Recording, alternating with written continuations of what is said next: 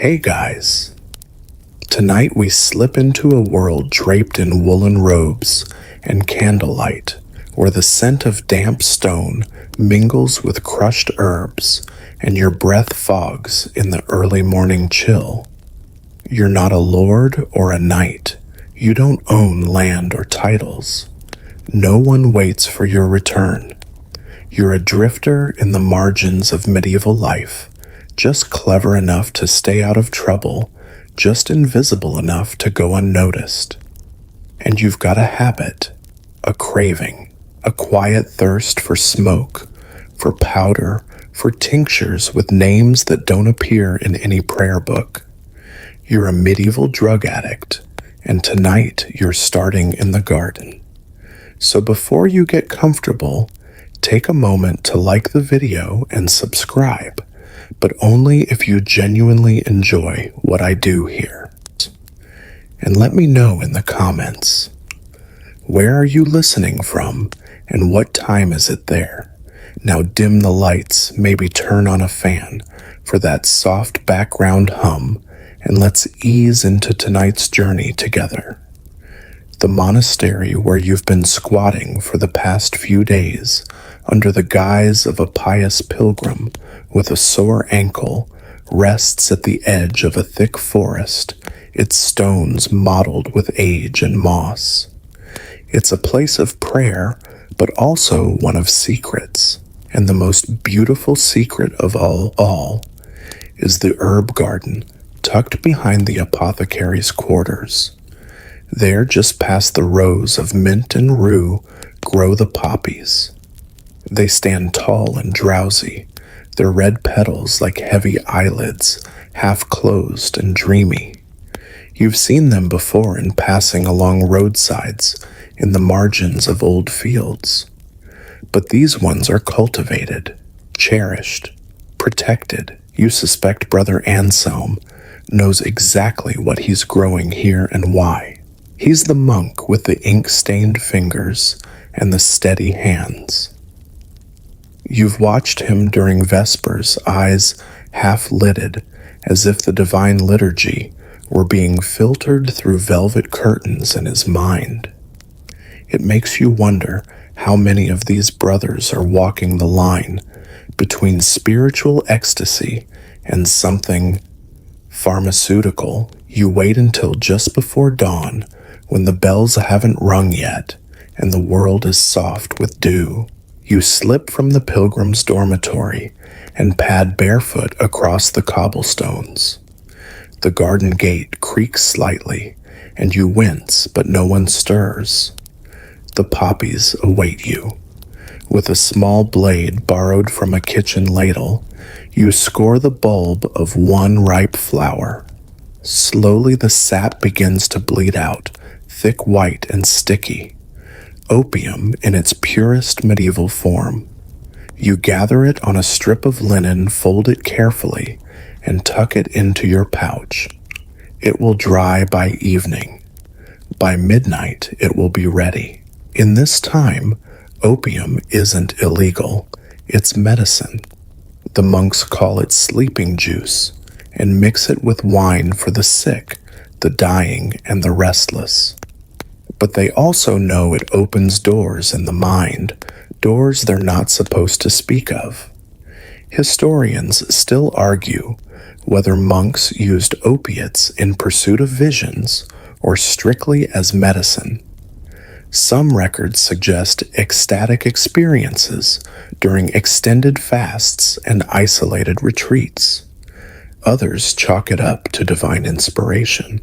Though you've seen the half-laughing, half-weeping faces after one too many spoonfuls, you know the truth lives somewhere in the smoke between. Later that night, tucked beneath the eaves of the stable loft, you unroll your linen strip. The sap has darkened into a tar-like smear. You scrape it gently into a tin cup, add a splash of leftover mulled wine, and swirl. The scent rises earthy bitter, but not unpleasant. You warm it over a candle, careful not to scorch it, and take a slow sip. The warmth is immediate. First in your chest, then behind your eyes. The world softens. The itchy straw under your back becomes velvet. The night birds in the rafters sing lullabies in forgotten tongues. And then the real magic begins. In your mind, you're walking again, but the garden has shifted. The poppies are 10 feet tall. Their petals breathe in and out. The monastery is made of light, not stone. You see Brother Anselm in a field of stars, painting his manuscripts in the sky. And you're floating above it all, weightless, nameless. You come to hours later, a spider crawling lazily across your collarbone. You don't flinch. Everything is slow, gentle. Your mouth is dry, your limbs dull and heavy. There's a faint ache in your temples, the price of entry, you suppose. But oh, it was worth it. This, of course, isn't your first time. You remember the merchant caravan outside Bruges, where you traded a carved bone comb for a lump of black opium, the size of a walnut, the way the traders laughed when you coughed on your first hit. The warm glow that followed you like a lantern for days after. You remember the old woman in Paris who boiled poppy seeds into syrup and sold spoonfuls from a stall beside the Seine. She wore 10 rosaries around her neck and claimed they kept her from slipping too far into the other world. You weren't so lucky. That time you lost 2 days and woke up with your boots missing and a sermon ringing in your ears. And now here you are in another garden, another dawn. The poppies nod gently in the wind, like they remember you, like they're waiting. It's funny, isn't it? The same flower that lulls babies to sleep in paintings, that perfumes altars and laces holy oil, is the one that carries you away on invisible rivers. There's a reason opium endures through centuries. It doesn't just numb, it transforms. For you, it is escape and return. A circle, a cycle. You tell yourself you're using it to see clearer, to feel deeper, to escape pain perhaps, or boredom, or the weight of a world that doesn't quite fit you. You're not alone in this, of course. Across medieval Europe, opium has made its quiet home in monasteries, merchant carts, physicians' chests, and pilgrims' packs. It crosses borders more easily than armies. It speaks all languages and none. It doesn't judge. But it always takes more than it gives. As the first light of dawn kisses the edge of the abbey roof, you stretch. Your bones pop like old wood. You wrap your cloak tighter and slip back toward the dormitory before anyone notices you're gone. Another day begins. And already you're thinking about tonight. The garden is far behind you now, its poppies fading into memory sweet and sticky, like the sap that once coated your fingertips. Your cloak still smells faintly of crushed petals and sweat, but you've moved on. You're heading east now, guided by merchant trails, old songs and whispers that thread their way through Europe's taverns and back alleys. Whispers of a different kind of smoke, one stronger, stranger, and far more dangerous. They call it hashish. You first hear the name in a marketplace outside Constantinople. A crooked old man sells dried figs and myths in equal measure. Between bites of overripe fruit, he tells you of a group far to the south. Men with knives, cloaks like smoke, and eyes that glitter with something beyond reason. The Order of Assassins. They kill without hesitation, vanishing like shadows at sunrise. And some say they owe their terrifying calm to a dark green resin pressed into tiny cakes, hashish drawn from the flowering tops of the cannabis plant. You pretend to be unimpressed. You've tried a few things by now, wine laced with poppy mushroom stews that made the walls dance, even a powdered root once sold to you as dragon's breath that only gave you a rash. But deep down, you're curious. And when curiosity grabs hold of you, it doesn't let go.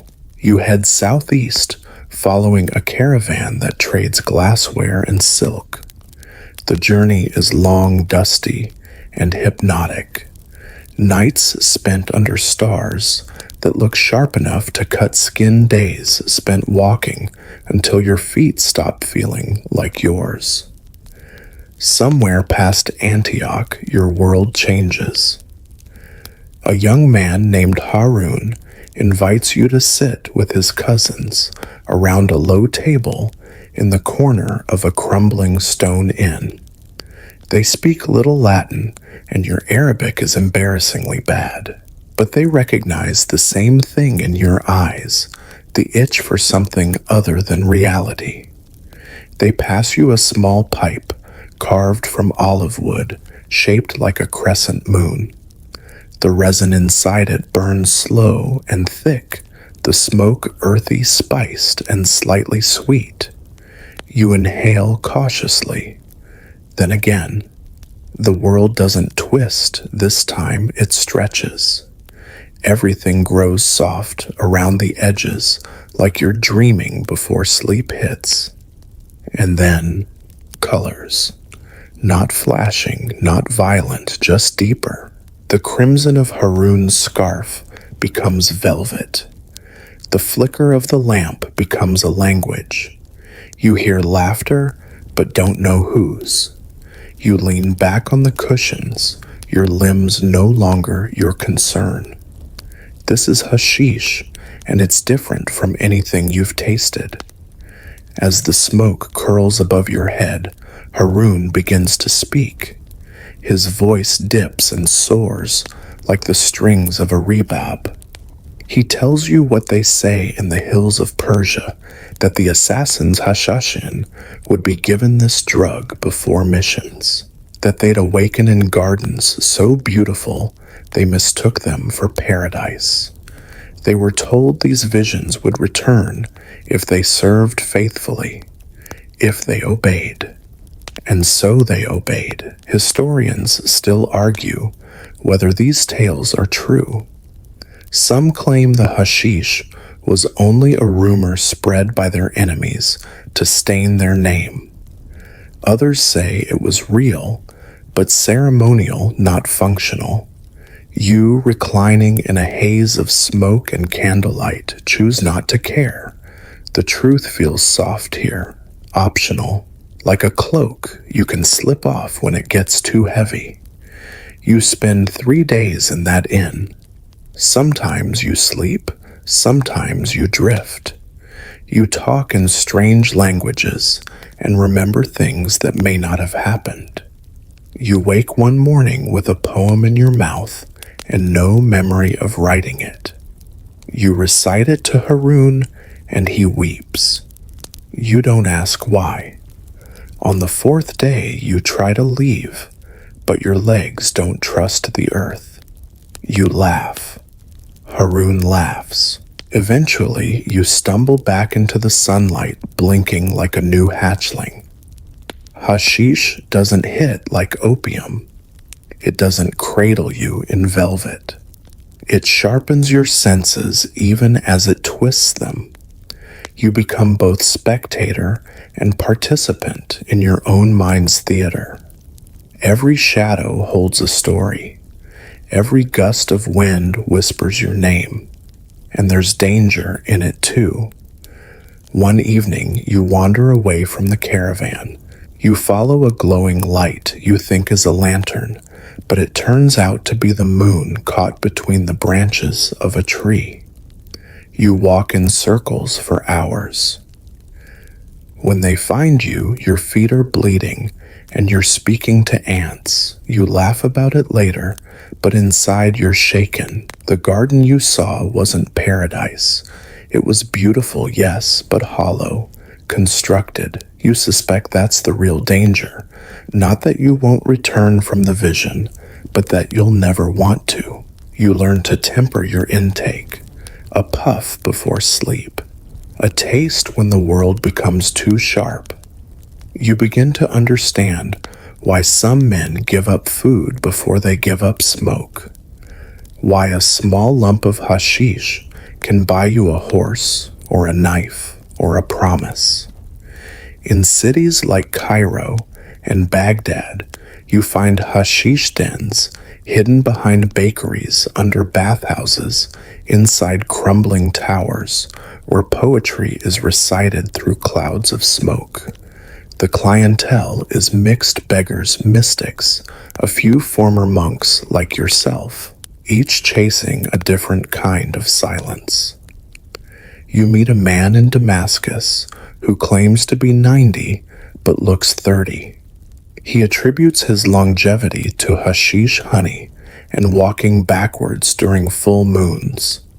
He tells you that smoke teaches the soul how to leave the body. You believe him more than you should. Still, not every tale ends in laughter. In one town, you see a boy no older than 15 shaking in the gutter, eyes wide with fear at things only he can see. His brother weeps beside him, holding a half-burnt block of resin.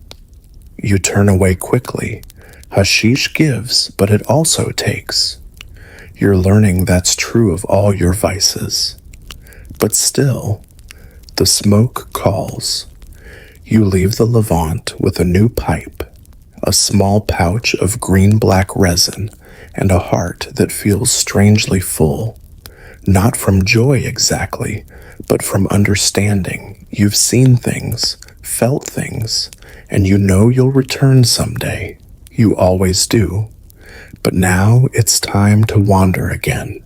The road winds toward Constantinople, and beyond it the trade winds beckon.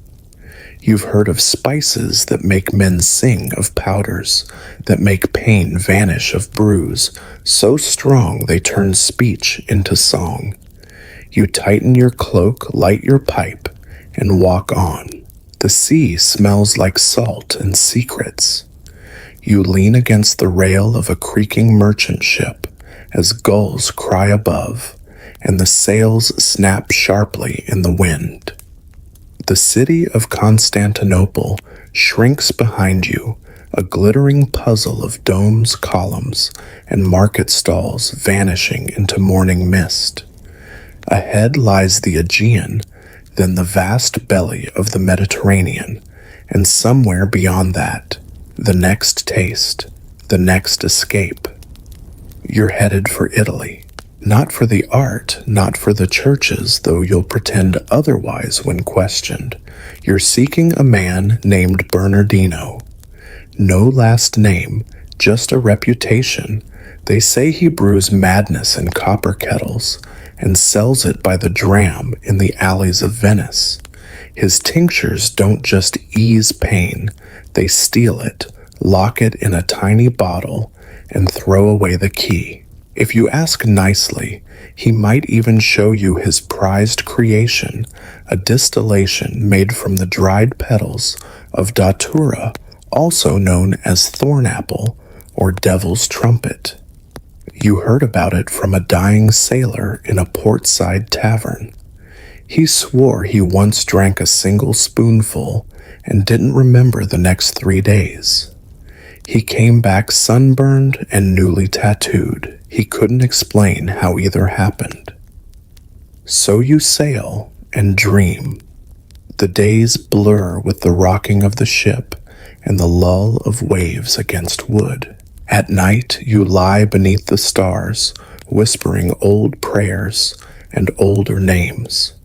Sometimes you think you can feel the dried poppy still clinging to your blood. But it's faint now, a shadow. You need something new. Venice greets you with fog and fortune. Gondolas drift like ghosts through emerald water. Masks glint in alleyways.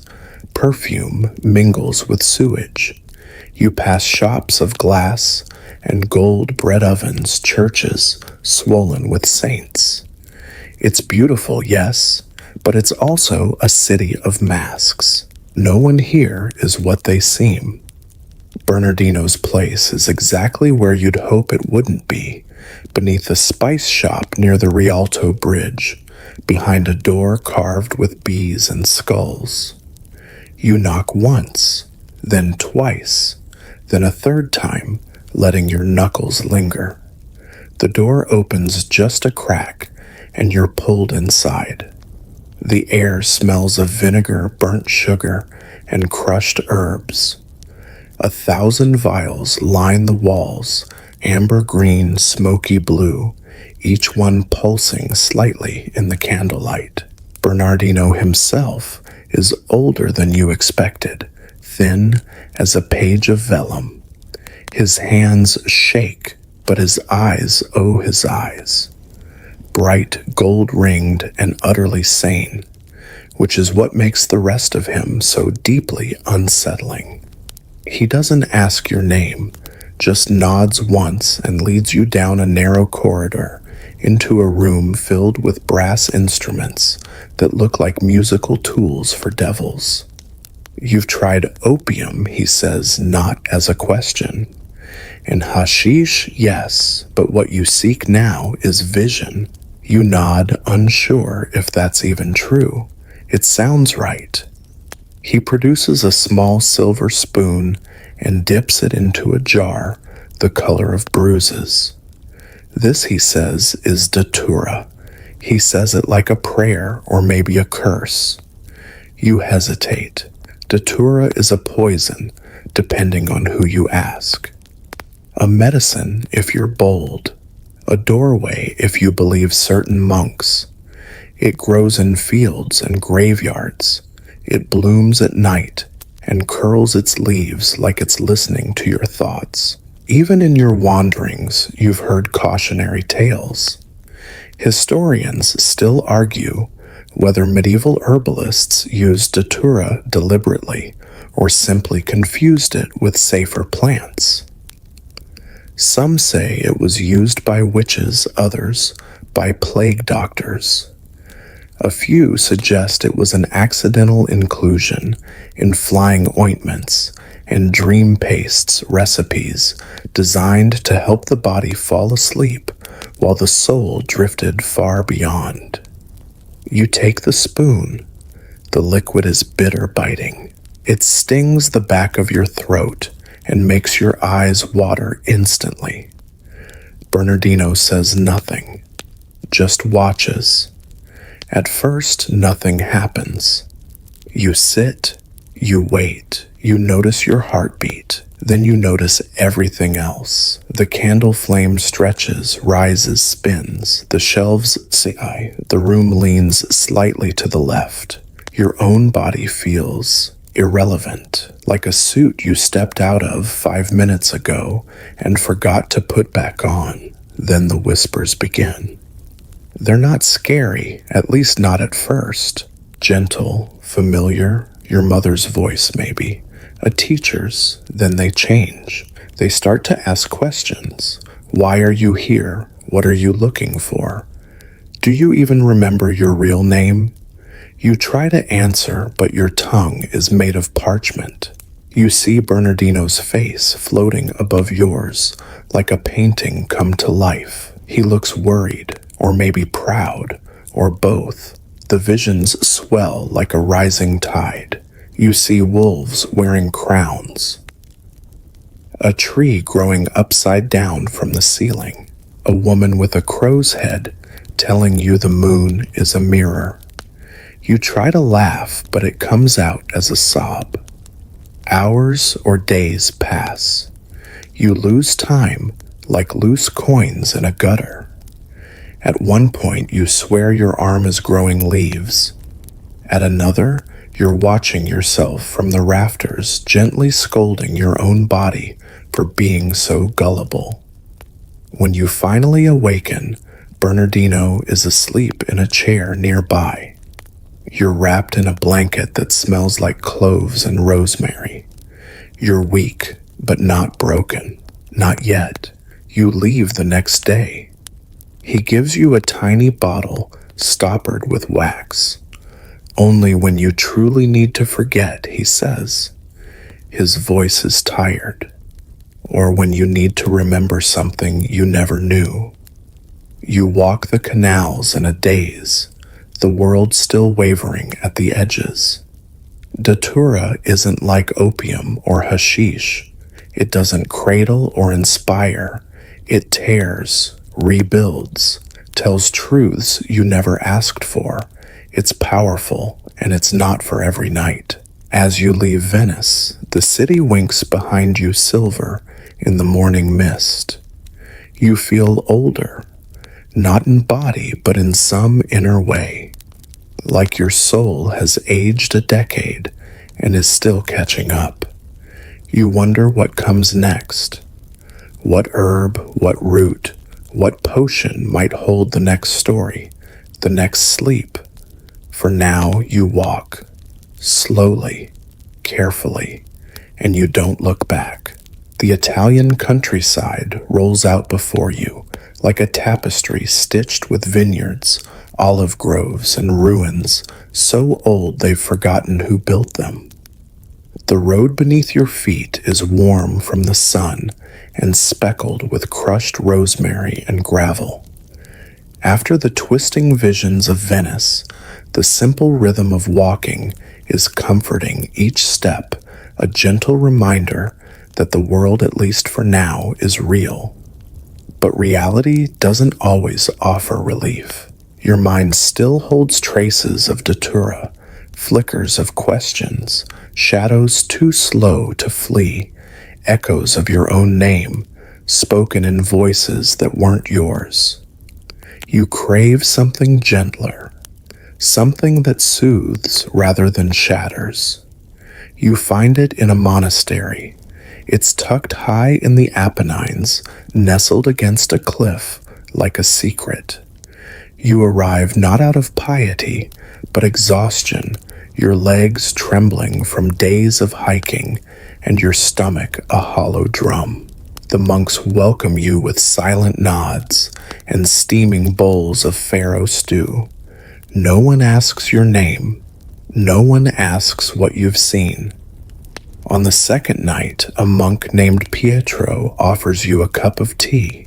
It smells of mint and pine, and something else, faint floral and sweet. You sip it cautiously. The warmth flows into you like a lullaby. The world doesn't spin, doesn't twist, doesn't talk. It quiets. Your thoughts soften.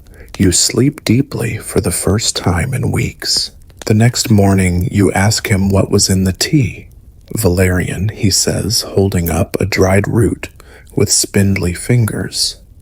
And lavender, also lemon balm, and a little bit of skullcap. Very old herbs, very gentle. You stay for a week. Every night the tea. Every morning a sense of wholeness you'd almost forgotten. Your hands stop trembling. Your breath deepens. Pietro teaches you the names of plants growing along the cliffside, how the monks dry and mix them, how they balance flavors like notes in a chant. Valerian root, he explains, has been used since Roman times to calm the nerves and invite sleep. But too much, he warns, and you'll sleep too long, or speak too freely. Historians still argue about the actual strength of these medieval sleep remedies. Some dismiss them as placebo, while others insist the careful layering of calming herbs, valerian, chamomile hops, even lettuce, created a real effect. What's certain is that they worked well enough to be written into the margins of ancient medical texts passed down by generations of apothecaries and brewed in the quiet corners of Europe's monasteries. You begin to notice a change in yourself, a softening. The anxious knot that had coiled in your gut since Constantinople begins to loosen. You still crave the dreamscape. Yes, but now you can imagine stepping away from it, even if just briefly. Sleep no longer feels like escape. It feels like return. One evening under a violet sky, Pietro shows you a scroll. It's not religious, at least not entirely. It's a recipe. A monk's brew for deep peace inked carefully in Latin and tucked among more sacred texts. He reads aloud, "Take equal parts lemon balm and lavender, cradle them in water from a spring untouched by sunlight. Let the mixture dream beneath the moon for 1 hour. Then steep with the root of quiet valerian and the flower of calm chamomile, and sip only when the heart is too loud." You write it down, folding it into your cloak like a charm. You know you'll need it again. The monks never ask about your past, but you sense they know. The way Pietro looks at you when your hands shake slightly. The way he keeps a second cup poured before you even speak. They've seen wanderers like you before. Seekers, stragglers from the edge of reason. On your last morning, they give you a pouch of herbs, carefully dried and bound with string. You'll find louder lands, Pietro says quietly. This may help you remember how to hush them. You hug him. You hadn't planned to, but the warmth in your chest demands it. He pats your back once, and that's all. You leave before sunrise, following a footpath down through the mist. Each step feels both lighter and heavier. You're grateful and wary. You've known comfort before. It always fades. Still you walk with slower steps now. Your breathing is steadier. The world isn't quite so sharp. And for once you don't need anything stronger, not tonight.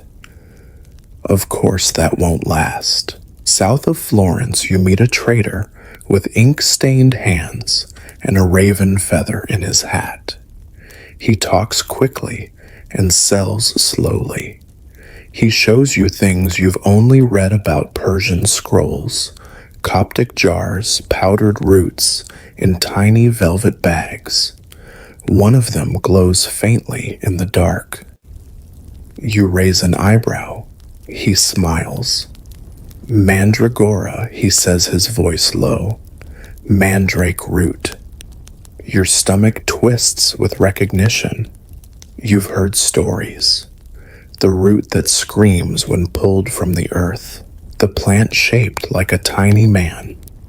The ingredient in witches' brews, in sleeping draughts and kisses that feel like drowning.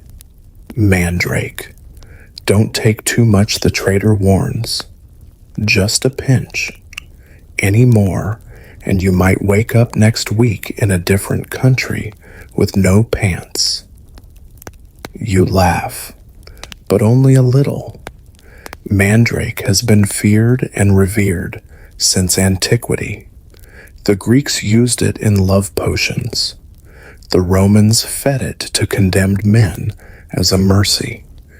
In medieval Europe, it was as sacred as it was sinister. Physicians carried it in pouches to ward off pain. Thieves used it to fake death. Wives used it to sleep through grief. Historians still argue whether the screaming mandrake myth was metaphor or misunderstood biology. Some believe it originated from the plant's hallucinogenic properties, others from its anthropomorphic shape. Either way, you've never dared try it. Until now. The trader gives you just a shaving of the root wrapped in silk. Best at dusk, he says, and only if you're sure you don't mind what it shows you. You nod, tucking it beside the monk's tea. The balance is delicate now, between dream and wake, between seeking peace and courting danger. But you're learning, slowly, painfully, you walk on. The road curves toward Naples, and behind it the sea. You don't know what waits there, only that something does. It always does. You breathe in deeply. For tonight, no smoke, no spoon, just the memory of lavender and the ghost of mint on your tongue. Naples greets you not with fanfare, but with fire. The sky here is a shifting canvas of soot and smoke painted daily by the breath of Vesuvius. The volcano looms over the city like a sleeping dog, with one eye half open, always watching, always waiting. You feel its heat even before you see the mountain faint, like someone left the oven on just a little too long. The streets of Naples buzz with a different energy than Venice or Florence. Here the markets are louder, the bread crustier, the cats bolder. Everything feels more alive, or at least more awake, which is the opposite of what you're chasing. Your pouch of monk-brewed herbs remains tied safely to your belt, but tonight you don't want gentle tea. You want something stranger, something rooted in the earth, maybe even born of fire. And so inevitably, you find yourself among the alchemists. They gather in cellars and abandoned temples, men and women with stained fingers and cracked lenses, scribbling Latin equations into the backs of wine receipts. Their laughter sounds like breaking glass. Their experiments smell like copper and honey and failure. Lots of failure. But failure is just another kind of path. And one of them, a woman with a silver chain around her forehead and a scar that crosses both lips, offers you something new. She calls it Terra Somniorum, Earth of Dreams.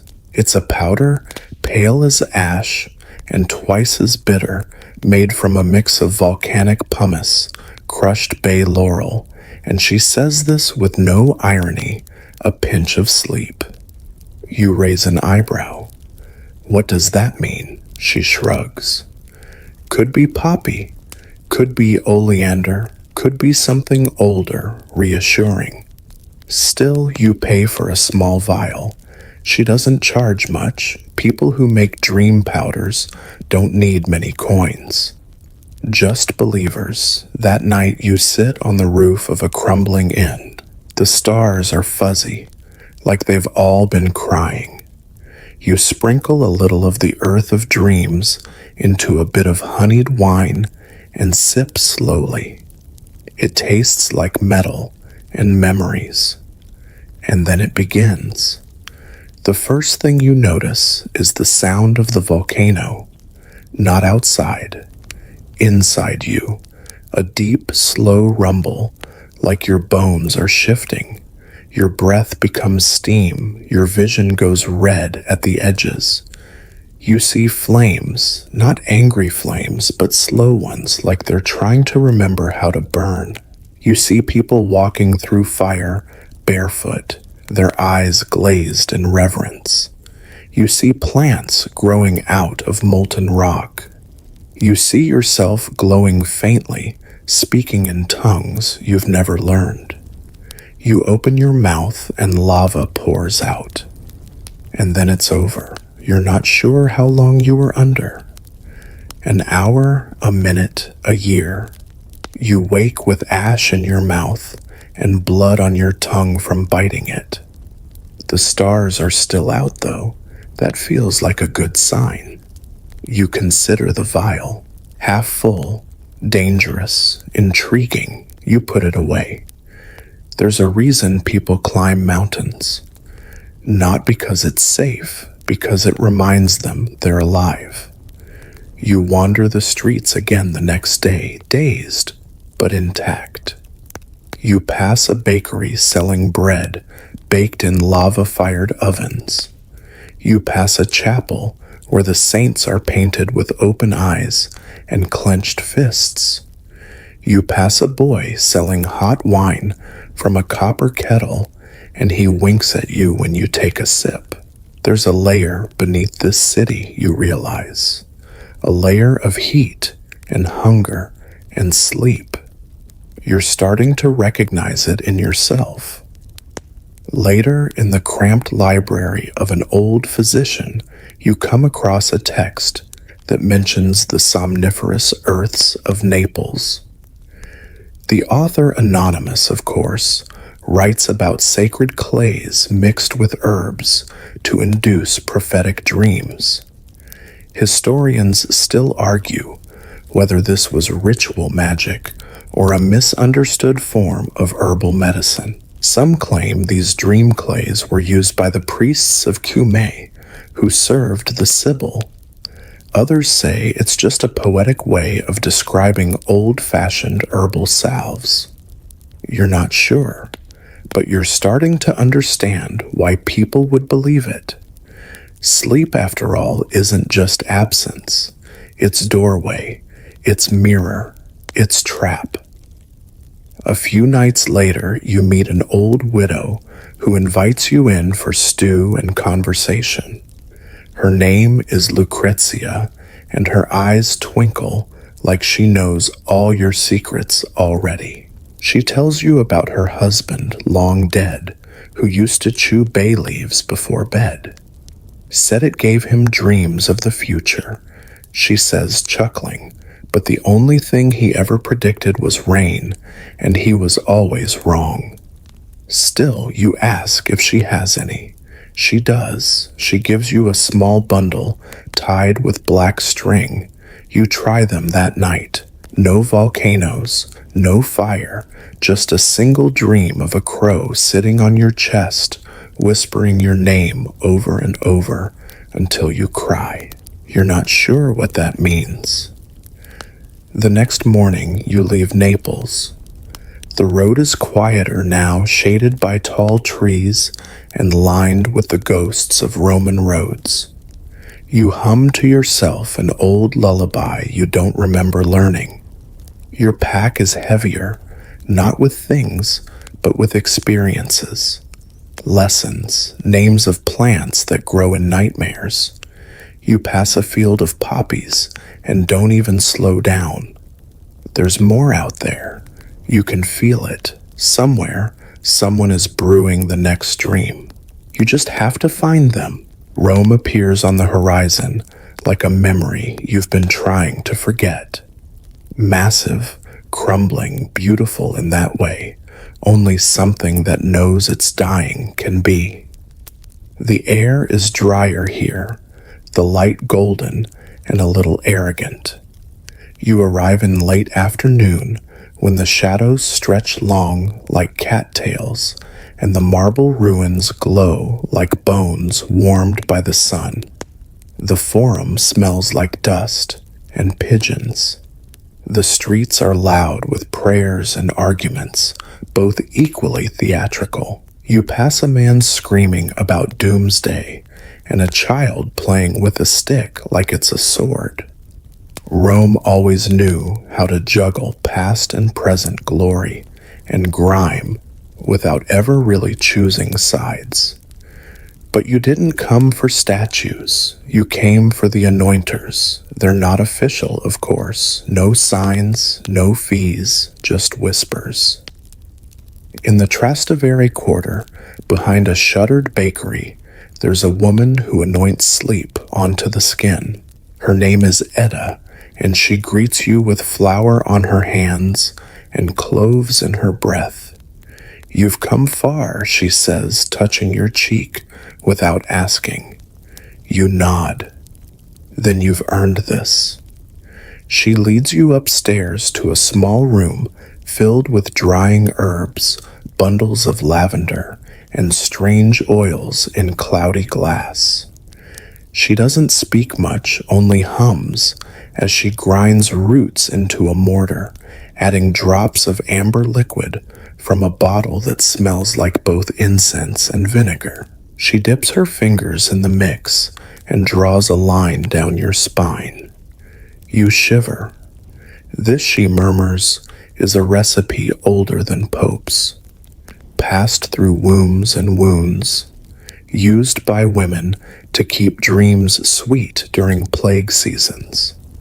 The sensation is immediate. Your skin tingles, then cools, then warms again in waves. Your breath slows. You feel as though you're sinking into yourself, folding inward like silk. Etta tells you to lie down. You do. And then the dreaming begins, not with visions, but with smells. Cinnamon, smoke, milk, earth. A feeling like walking into your grandmother's kitchen, though you never had one. You don't see anything. You feel it. That's worse somehow. Your body moves while your mind doesn't. You reach for things that aren't there. You speak languages you've never heard. You weep for strangers. You laugh at nothing. When you wake, your clothes are damp. Your hands have clenched so hard, your palms are crescented with nail marks. Etta is gone. Only the scent of cloves remains. You stagger into the street. The sun has moved. You're not sure how many hours you've lost. You're not sure you want them back. Rome was always a city of lost time.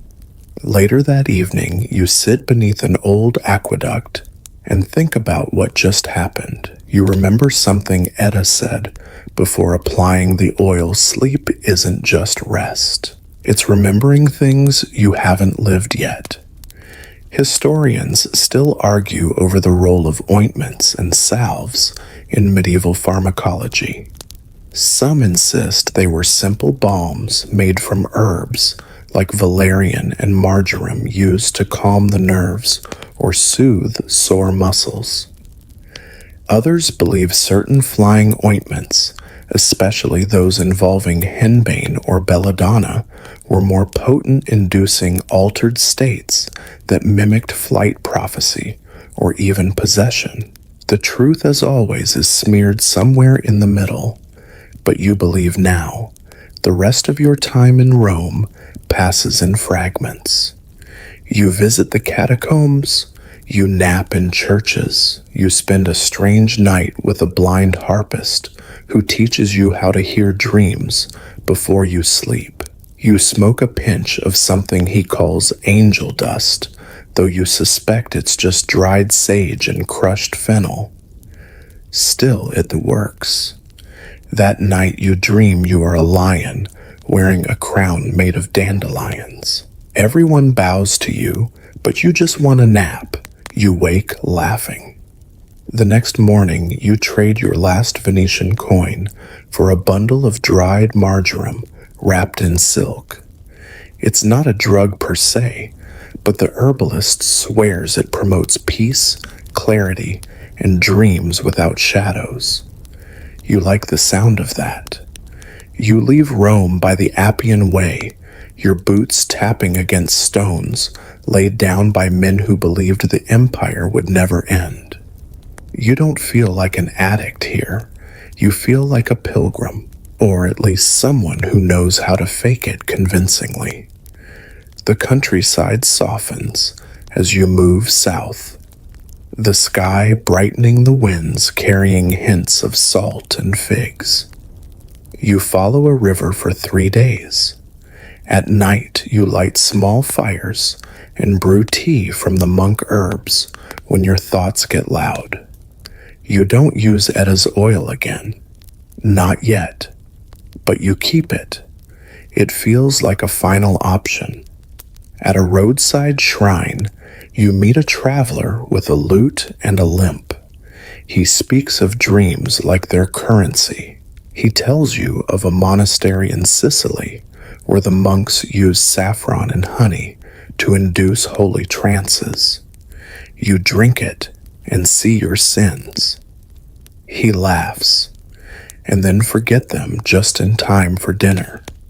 You ask him if it works. He shrugs.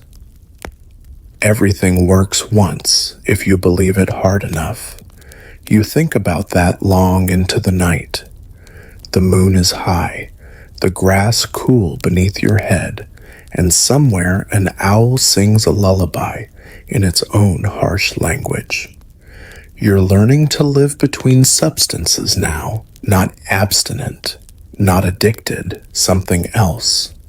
A dream walker, a twilight pilgrim, someone who knows the difference between sleep and sedation and how easily the line blurs.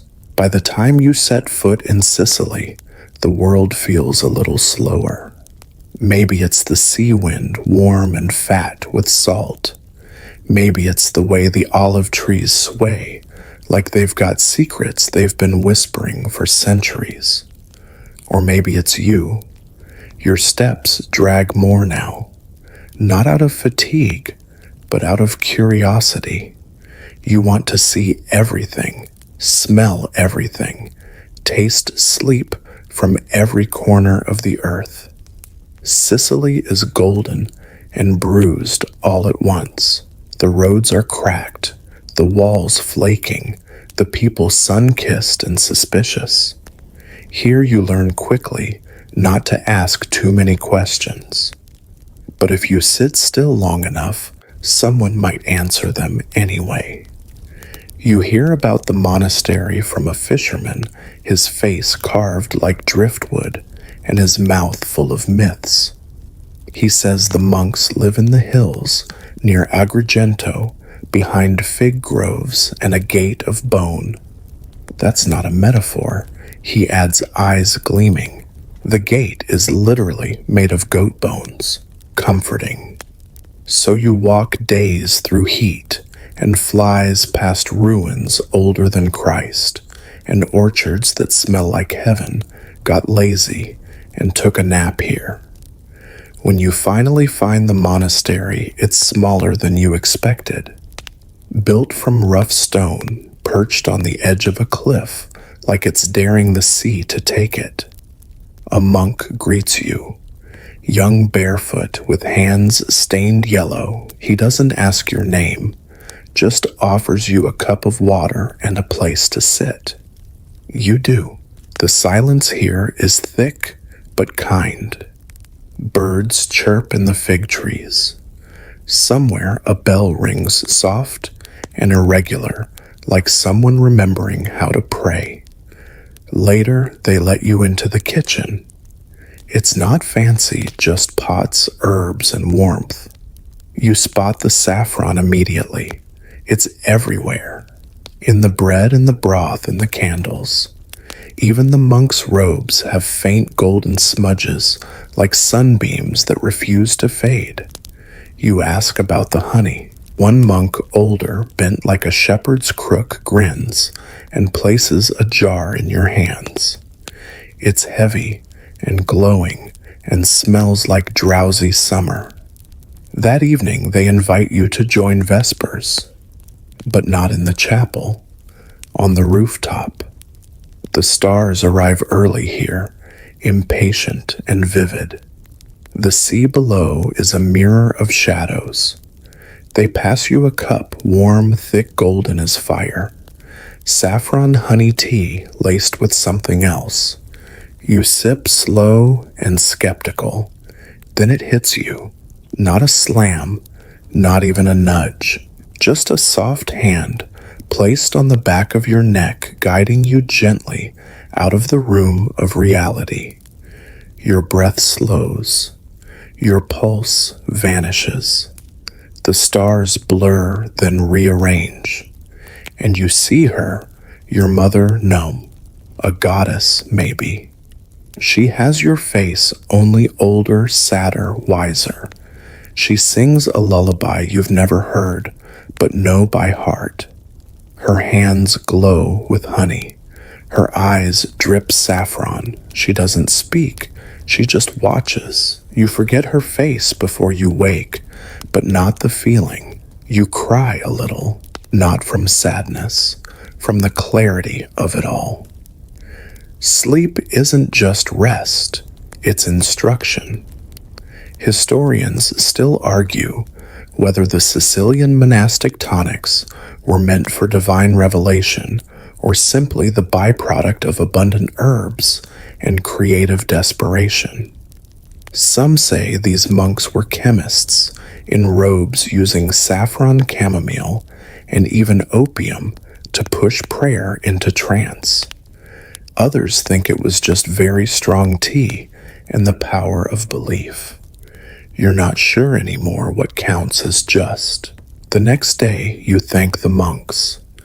They offer you a pouch of dried petals and a blessing in Latin you half understand. You leave with a lighter pack and a heavier soul. You wander east now toward the coast. The sea calls in its broken, briny voice. You walk barefoot for a while. It feels good. The earth is warm and remembers you. You meet a woman in a village square grinding herbs on a stone.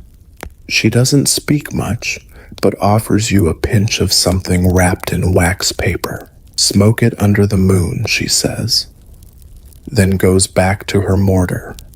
So you do. That night you sit on a hill under a swollen silver moon. The sea hisses below like it knows you're up to something. You light it. The smoke is sweet, strange. It curls around your head like a cat.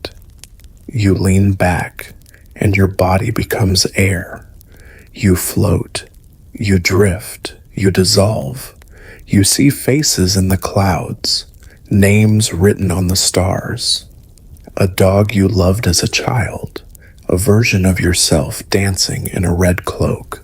Then everything turns to feathers, and you sleep the kind of sleep that remembers you back. When you wake, your fingers are sticky.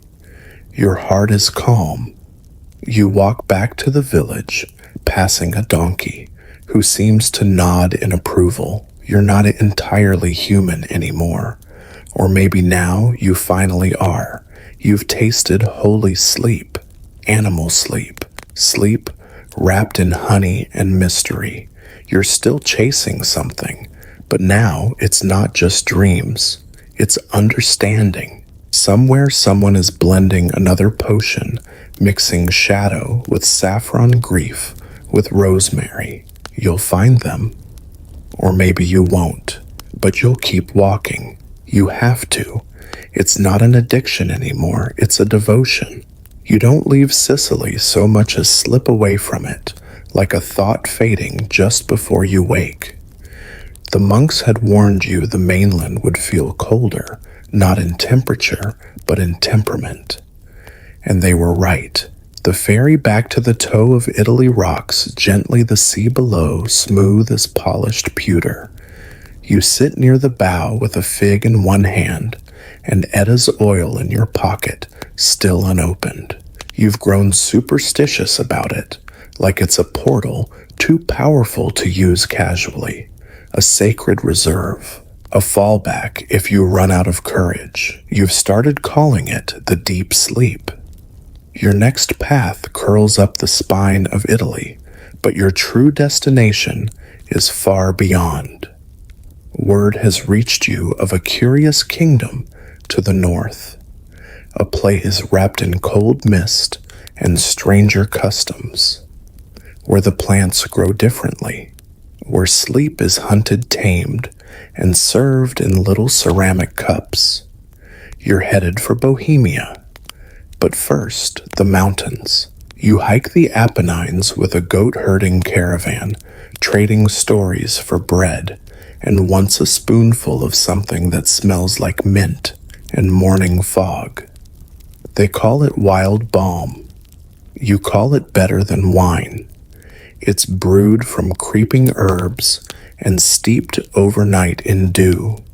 You sip it on a cold morning just before sunrise, and suddenly your thoughts are birds.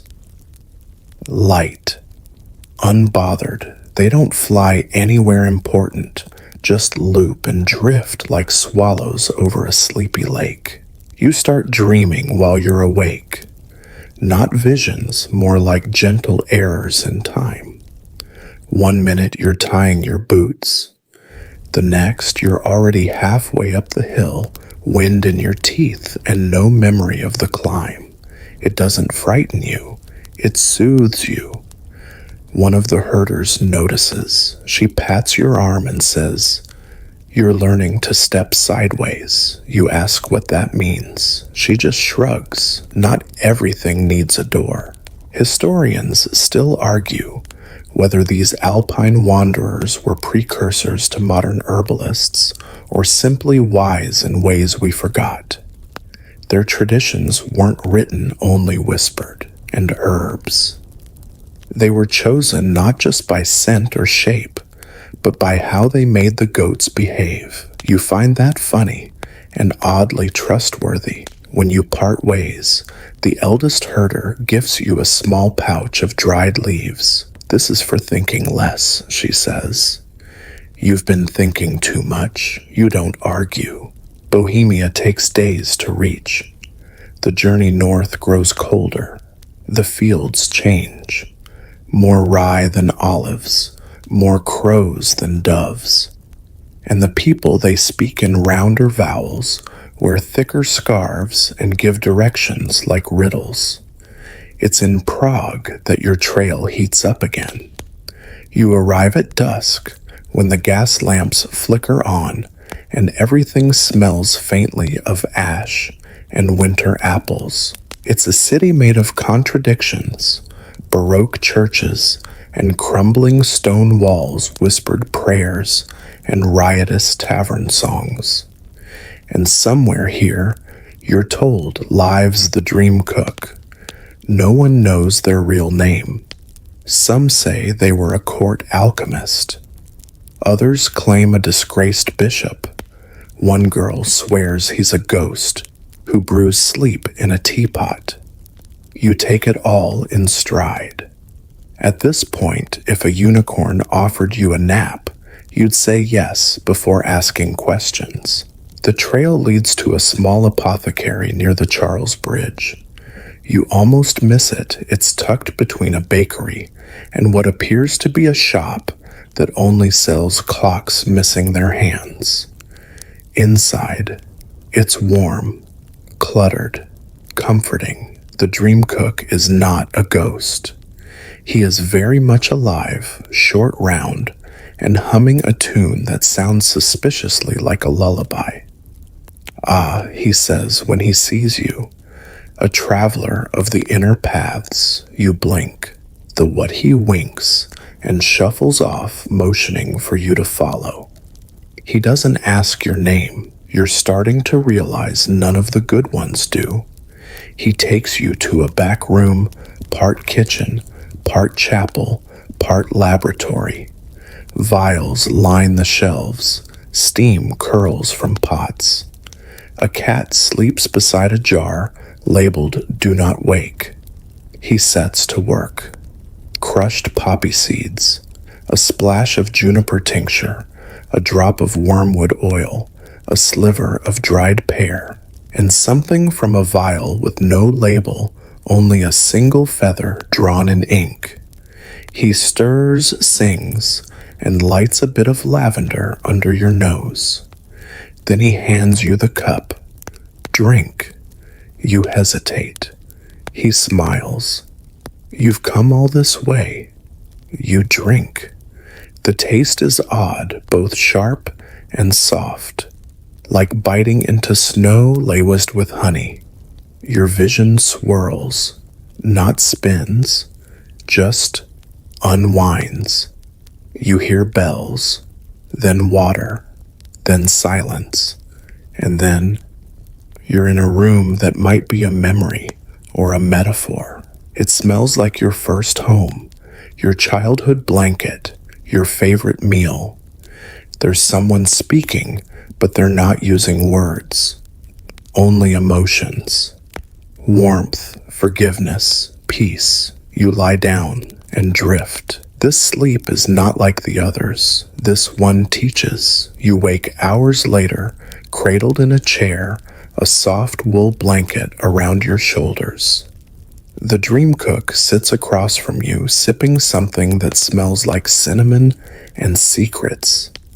Well, he asks, "You don't speak. You just cry a little." He nods as if that's the correct answer. He doesn't charge you, just presses a folded scrap of paper into your hand. On it, a single phrase.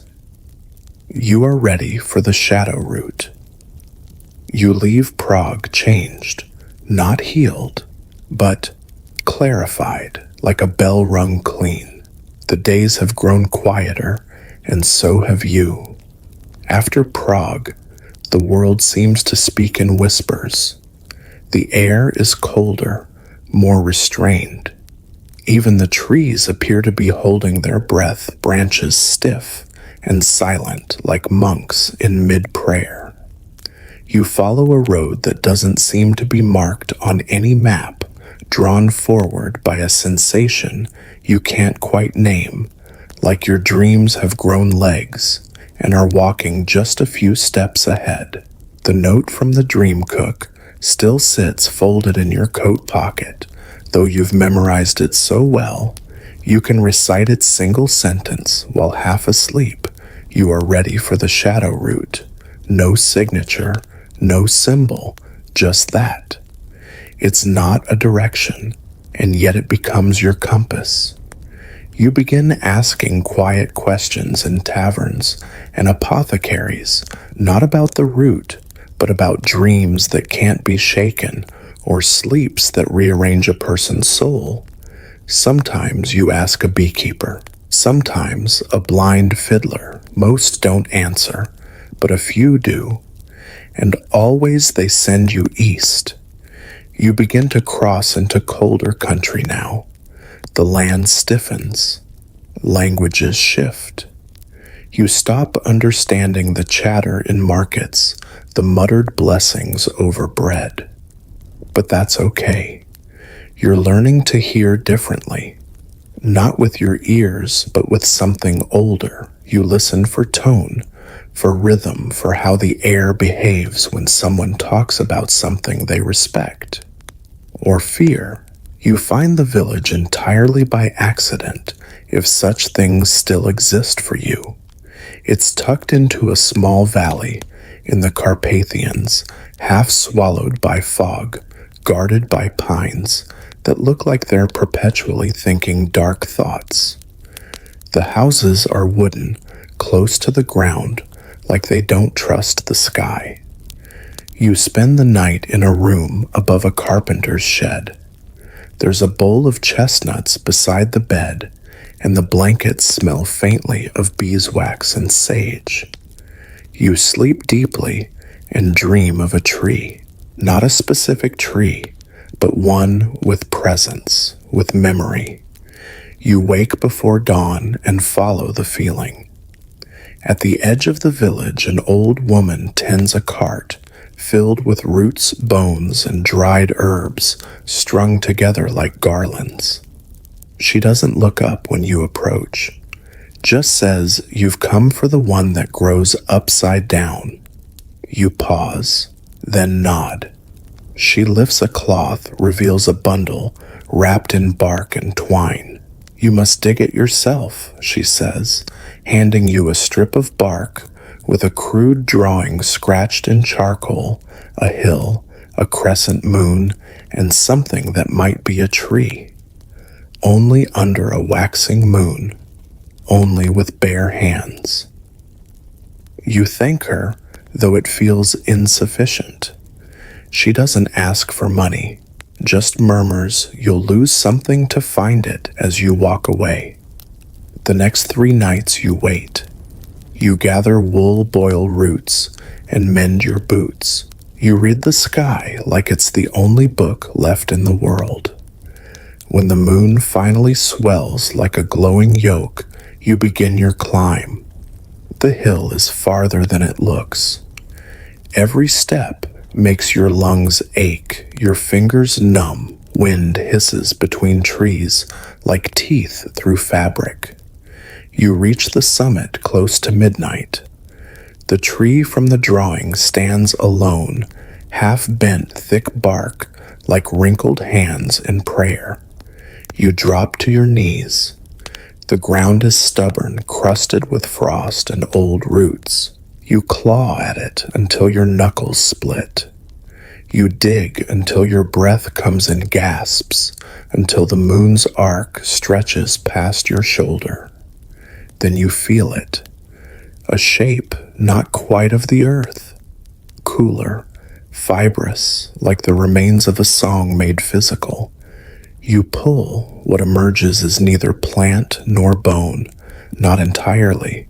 It's the shadow root twisted black as spilled ink and pulsing faintly in your palm.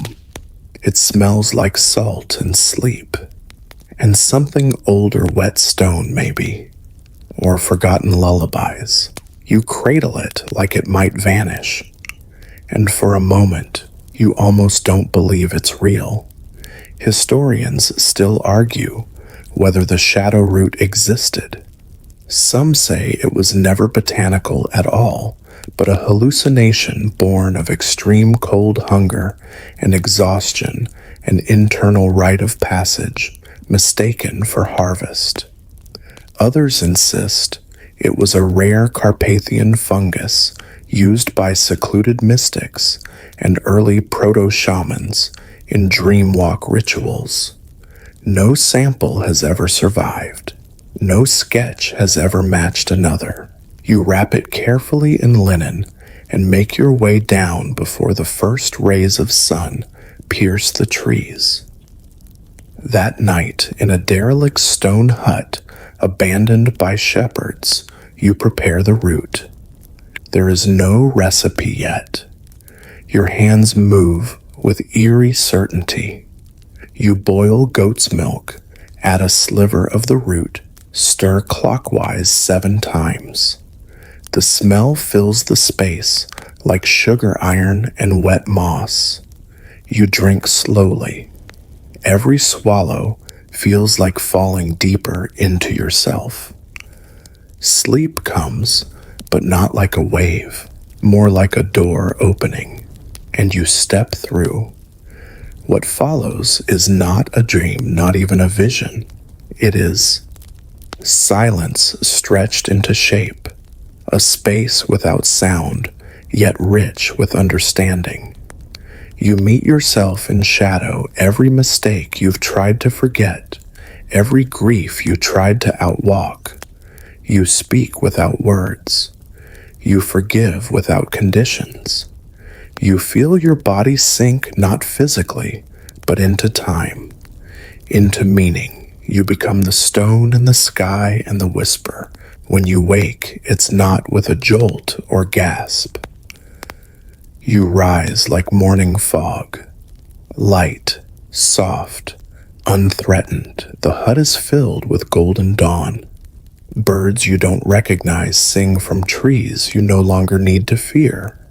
You unwrap the root's linen. It's gone. Only a faint dark stain remains like ink spilled during a very important letter. You step outside. The old woman from the village is waiting. She doesn't speak, just hands you a flask of honey-colored liquid and a small pouch of dried lavender. For sweetness and sorrow, she says, you'll need both. And then she turns and walks back toward the mist. You stay one more day in that village, just long enough to watch the snow fall gently on the river, just long enough to feel what it's like to be still and not restless. When you leave, no one stops you, but several people wave, as if you've done something they've always wished to do, as if you've carried something through the dark and not dropped it. You head north again, though the roads blur and names grow stranger. You don't mind. Direction is more suggestion than command now. You sleep in barns, under trees, beside old wells. Each dream more like a library than a movie, something to wander in to learn from.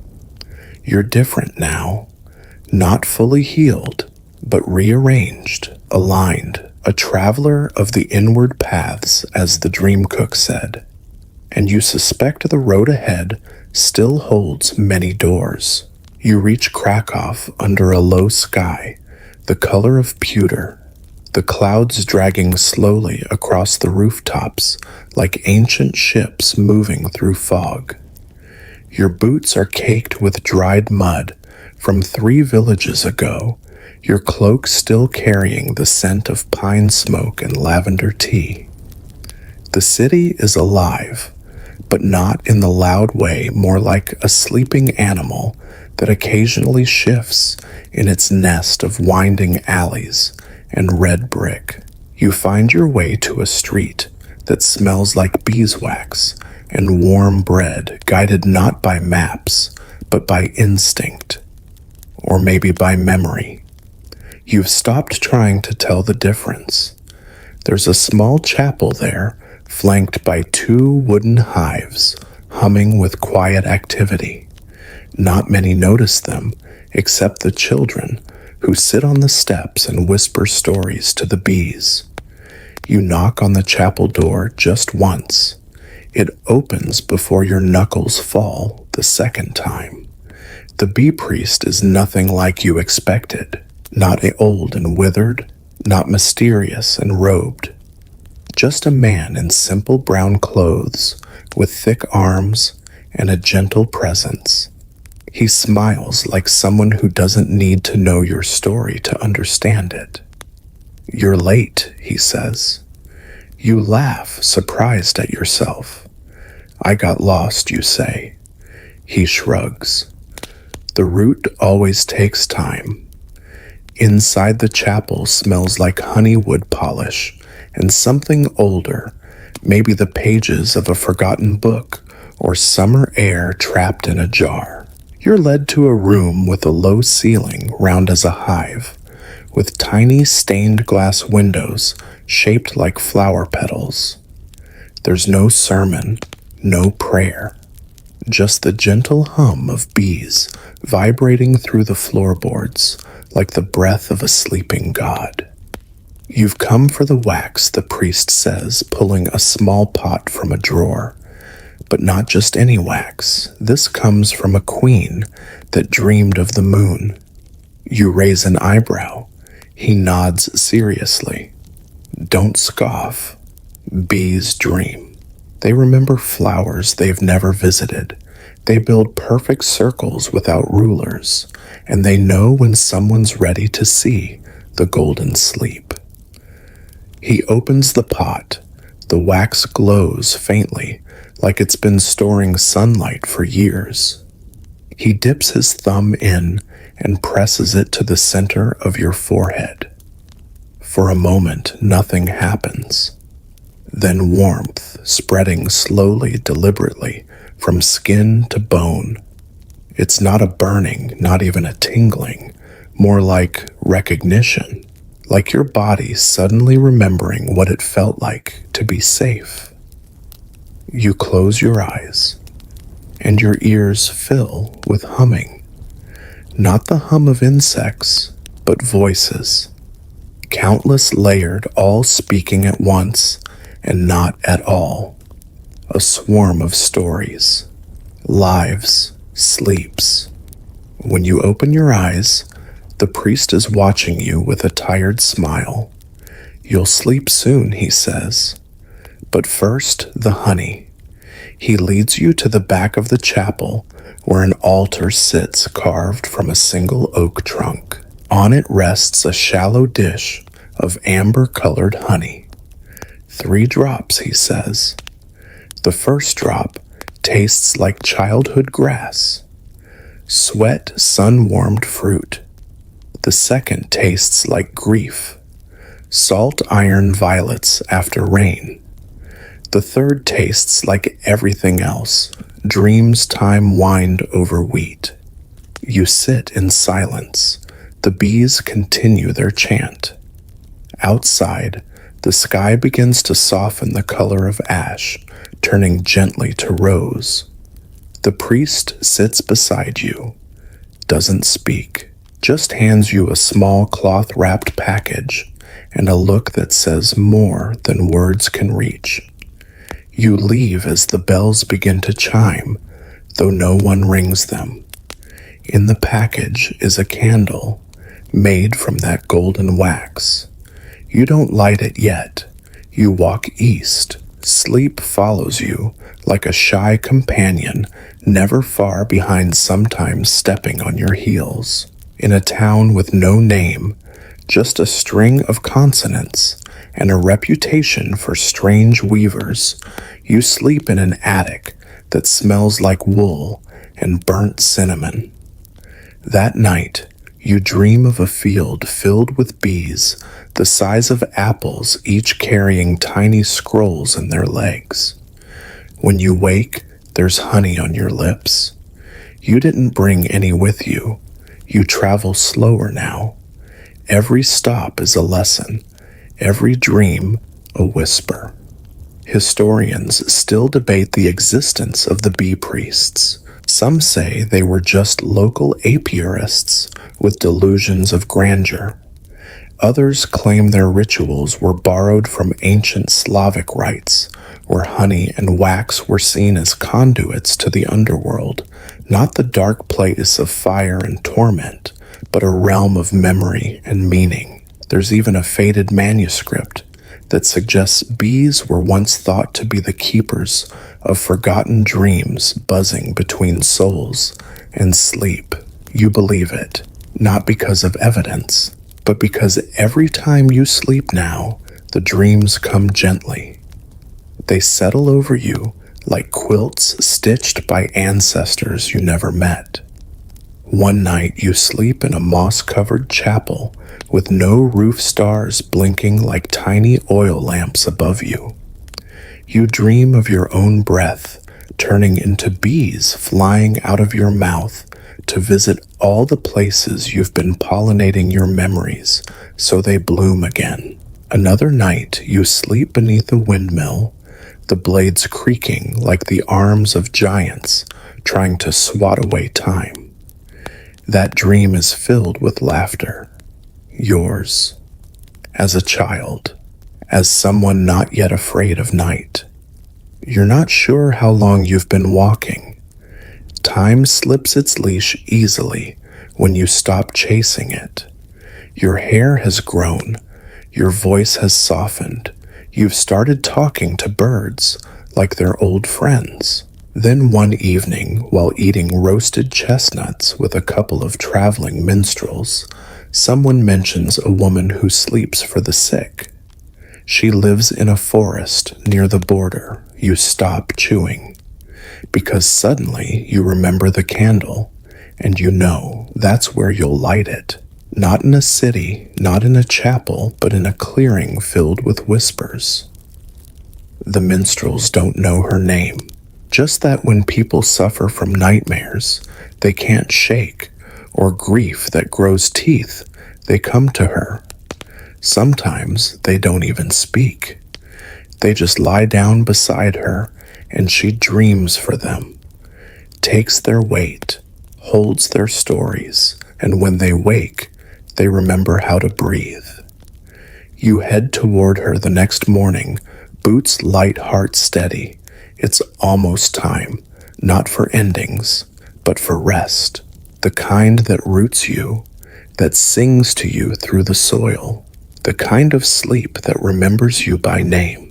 By the time you reach the forest edge, the path has almost disappeared. It's no longer marked with stones or broken branches, just a soft indentation in the earth like a memory too gentle to tread hard on. The trees are tall, old, the kind that lean in to listen when you speak softly. Their trunks are twisted bark dark with age and wisdom. You step beneath the canopy and the world hushes. You've heard of places like this. Sacred groves whispered about by herbalists and hunters alike. Not dangerous, but attentive. Alive in ways that aren't easy to explain without sounding mad. Places where time forgets to count and breath lingers longer than it should. The light shifts as you walk, not just dimming, but changing tone. More amber than gold, like late afternoon has decided to last forever in here. You think of the wax again, the candle wrapped in cloth still untouched in your satchel. You've never lit it, but it feels warmer now, as if it senses it's getting close to home. It's 2 days before you see her, the woman who sleeps for the sick. She finds you before you find her. That's how these things work. One moment you're resting your back against a mossy stone, trying to remember if mushrooms are supposed to hum. The next she's there. No fanfare, no dramatic entrance, just a soft rustle and a presence. She's older than you expected, not ageless, not ethereal, just kind. Her hair is silver thick and braided down her back. Her eyes are dark and still, like the surface of a deep well at night. She wears a shawl made from something that glimmers, maybe spider silk, maybe just the way light touches it. You've come far. She says, not as a question. You nod. She looks at you like she's reading the spaces between your thoughts. Your dreams are crowded, she murmurs. You want to laugh and cry at the same time. Instead, you just say yes. She motions you to follow, and so you do. The clearing she leads you to isn't large, but it's open breathing. Surrounded by birches and hazel, the ground blanketed in soft, dry leaves that don't crunch when stepped on. In the center lies a simple mat woven from reeds and herbs. Around it, small jars sit, some filled with water, others with salt, one glowing faintly blue, like captured starlight. She doesn't speak for a while. Neither do you. You sit, breathe, listen. Eventually, she says, we carry more than our bones, and most of it we never learn how to set down. She lays a hand on your shoulder. Her fingers are warm and steady. Tonight, I'll carry it for you. You can't help it. A tear slips down your cheek. She brushes it away with a motion so tender it makes your chest ache. Sleep here, she says. So you do.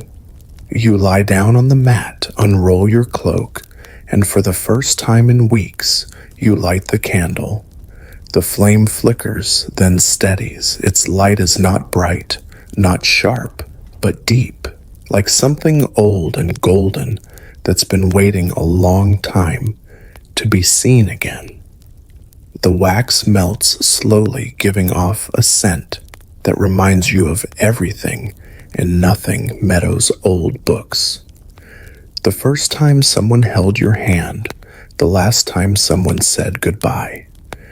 She sits beside you, doesn't speak, doesn't chant, just breathes, and then gently she places her hand on your chest. The dreams come, not in chaos, not in fragments, but like a river that's been dammed for years, finally flowing free. You dream of your childhood, but not the pain, just the freckles on your sister's nose, the way your father whistled through his teeth, the pattern of the cracked ceiling above your bed. You dream of places you've never been, canyons that hum, deserts that bloom, stars that fall like snowflakes. You dream of laughter, deep belly laughs, the kind that bend you in half. And through it all, you feel her holding space, steadying the current. Somewhere deep inside, a knot loosens. A weight shifts. Not gone, but changed. Historians still argue whether women like her truly existed. Some believe they were healers, midwives of the spirit practicing dream therapy long before Freud ever scribbled a note. Others claim they were myth, cobbled together from folk tales and desperate hope. There's one surviving journal from a 14th century Bohemian monk that mentions a dream mother in the forest near Krakow who drank the madness of men so they might walk again in daylight. But even that account is riddled with doubt and metaphor. You don't need proof. You have this. When you wake, the candle is burned down a pool of hardened gold in its dish. The woman is gone, but in her place a single feather lies. Soft, iridescent. You touch it, and everything she gave you rushes back. Not like a slap, more like a sunrise. You sit in the clearing for a long time. You don't want to leave. Not because you're afraid, but because you finally understand rest, not the collapse of exhaustion, the choice of stillness. When you finally rise, the forest seems to bow slightly, just a bit, like it's acknowledging the work you've done. You walk back lighter, not healed, but healing. And somewhere in the distance, a bee hums, as if remembering your name. The forest never truly lets you go. Even as the trees thin and the path widens into recognizable roads, the hush of it clings to your clothes, rides in your breath, and hums at the edge of every sound.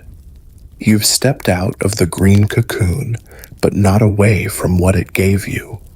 You carry it now like a flame in cupped hands.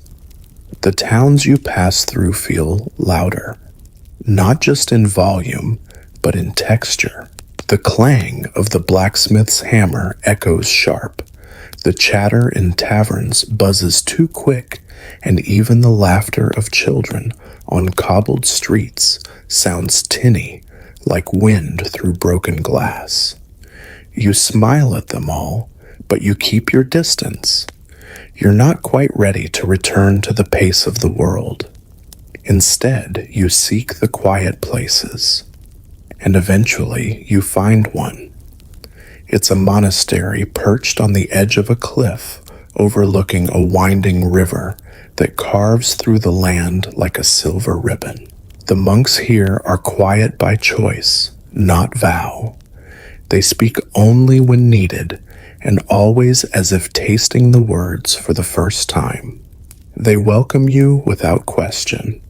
You sleep in a small room with a straw-stuffed mattress and a single window facing east.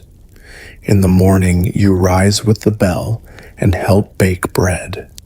In the evening, you sit by the fire, listening as the monks chant old songs in a language you don't know, but somehow understand. One of the older monks. Brother Roddick takes a liking to you. He walks slowly, but speaks quickly when he does speak, as though his thoughts run ahead of his body. You've walked the wax path, he says one evening, sitting beside you on a bench that creaks like it remembers 1,000 other conversations. Not many do anymore. Most are too frightened or too busy. You nod. He looks at you closely. You lit it. You nod again. He smiles. Then you've slept the old sleep. He says it like a blessing. Later, he takes you to a small room tucked behind the chapel. Inside are shelves lined with wax figures. Tiny, delicate, detailed. They're dreams, he explains. Or rather, dreams made visible. The wax remembers. He shows you how to mold them. It's slow work, intentional. You heat the wax with care, press it into shape with fingers, not tools. Brother Roddick says the heat of your skin matters, that the wax needs to know you're not rushing. You craft one figure, a curled-up child holding a bee. Roddick looks at it a long time. Then he says, "You're not done yet, but you're close. You stay a few more days, maybe a week." Time again feels loose here. During one of the dawn walks, you notice a symbol carved into a tree near the cliff's edge, a spiral inside a circle flanked by dots. You ask Roddick about it. He squints at it for a while, then says, "Ah, the sigil of the smoke shepherds." You blink. "The what?" He smiles. Old practitioners. Wanderers who use smoke the way the others use song or herbs. They believed it could carry prayers, or secrets, or even parts of the self. You stare at the symbol. "What did they smoke?" you ask. He chuckles. "Ah, now that's a debate." He gestures for you to follow. "Come." He leads you to the monastery's library, a cool, dark place that smells of ink and linden wood. He pulls down a narrow book bound in cracked leather. Inside are sketches of strange pipes, hollow reeds, and bundles of herbs tied with silk. They burned all sorts of things, he says, flipping pages slowly. Mugwort, henbane, birch bark soaked in goat's milk. Some even smoked the skin of dried apples, soaked in honey and thyme. You raise an eyebrow. Roddick nods. They weren't just getting high. They were opening. The smoke was the doorway. The prayer was the traveler. Historians still argue whether the smoke shepherds were real or metaphor. Some say they were simply early aromatherapists. Others argue they were mystics who straddled the line between medicine and magic. There's even a theory that their rituals were precursors to medieval psychiatric care, using plant-induced trances to explore trauma before there was a word for it. But among the monks, Roddick says the belief is simple. They were keepers of the inhale, guardians of the slow exhale. In a world that forgot how to breathe, they taught people to pause. You spend hours reading those old texts. One describes a ritual called veiling the grief, where mourners would sit in a circle, pass a pipe of dried pear leaf and lavender, and speak their sorrow into the smoke until it rose and disappeared into the rafters. You imagine it, the hush, the release. You wonder what you'd say into that smoke. You leave the monastery with a pouch of dried herbs gifted by Roddick. Not to smoke, just to carry, for the scent, he says. So you remember, you tuck it into your satchel beside the empty candle dish and the feather. You're collecting fragments now. Pieces of a self you didn't know you were rebuilding. Your path turns south toward the mountains. The air grows thinner, cooler, sharper, and somewhere in the rocks and the mist, another figure waits. Not a priest, not a shepherd, but someone else who knows the language of sleep and smoke and silence. The mountains do not welcome you with warmth. They do not invite or beckon. They simply stand immense, unmoved, older than any road or whisper. Their peaks are buried in cloud, their slopes veined with cold rivers and stubborn pine. As you climb, the air bites. Each breath becomes work, and each step a prayer, but you don't turn back. You've come too far for that. And somewhere beyond the ridges, someone waits. The village clinging to the mountain's hip isn't on any map. A few dozen homes' roofs, heavy with slate smoke rising in lazy ribbons. You arrive at dusk, your cloak crusted with frost. A young boy sees you from a barn and disappears inside. Moments later, a woman, his mother perhaps, emerges. She doesn't smile, she studies you like a riddle. You walked through the birch veil, she asks. You nod surprised. She doesn't ask why you're here, she simply gestures. You'll want the crag widow. Her house is up the slope, last one before the stone ends. You whisper thanks. She nods once and turns away.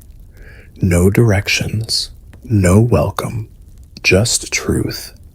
The path to the crag widow's home is steep and narrow, more goat track than road. You slip twice, once on loose shale, once on your own exhaustion, but eventually you reach it. It's a small cottage, part stone, part timber pressed into the rock like a secret. There's no smoke from the chimney, no light in the windows. But she's there. She opens the door before you knock, and she is not what you expect. She is young, or rather she wears youth, like a borrowed coat fitted, but not quite hers.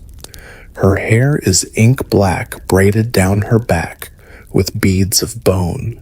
Her eyes are pale, the color of skim milk over ice. You've come from the wax, she says. You nod. No use pretending otherwise now. She steps aside. Then come in. You're not finished yet. Her home smells like cold earth and mint. Dried herbs hang from the beams, strange ones you don't recognize. There are no chairs, only furs and cushions piled near the hearth, which burns with a small greenish flame. You're not sick, she says, watching you settle in. Not in the way most think. But you're unraveling. The threads are loose. You say nothing. She's right. She sits across from you, folds her legs beneath her. In her lap, she holds a pouch, worn leather, marked with a spiral. I don't smoke to escape. She says, I smoke to speak. You don't ask with whom. She empties the pouch. Out tumble leaves, petals, strands of moss, and something that shimmers like fish scale. She mixes them by hand in a small bowl, murmuring words you can't quite hear, let alone understand. Then she takes a pipe, carved from antler, polished smooth. The bowl is shallow, almost ceremonial. She lights it with the green flame, and she inhales. She passes it to you. You hesitate. What will I see, you ask? She shrugs. What's clinging? What's calling? What you've buried too deep. You take the pipe. The smoke is light, almost tasteless. Then suddenly it shifts. Sharp as pepper, soft as honey. It curls into your chest like it belongs there, and then everything around you bends. You are no longer in the cottage. You are in a forest of glass trees. Each branch holds a memory, your memory, but reflected wrong. You see your mother younger than you ever knew her. You see your hands, but smaller, holding a bird made of thread. You see a version of yourself staring back, wearing a crown of ash, and crying without sound. The crag widow is beside you unchanged. This is what you carry, she says, but it doesn't all belong to you. She raises a hand, and the trees begin to hum, not a melody, more like breath, or bees in deep sleep. From the branches, small bundles begin to fall, wrapped in silk, tied with copper thread. Open one, she says. You do. Inside is a single phrase. You weren't meant to be strong all the time. It cuts, not like a wound, like a release. You open another. It reads, Their pain was never yours to fix. You open more. They whisper truths. Some you've never dared to name. Some you've forgotten. One says you are allowed to rest. Historians still argue whether pipe-based rituals like these were mystical healing or merely proto-psychotherapy. Some link them to Siberian shamanic practices. Others believe they were isolated mountain traditions handed down quietly between women and never written. A 15th century medical text from the Carpathians briefly mentions inhalation journeys guided by the widow of the crag, but scholars debate if it was meant literally or allegorically. You don't need the answer.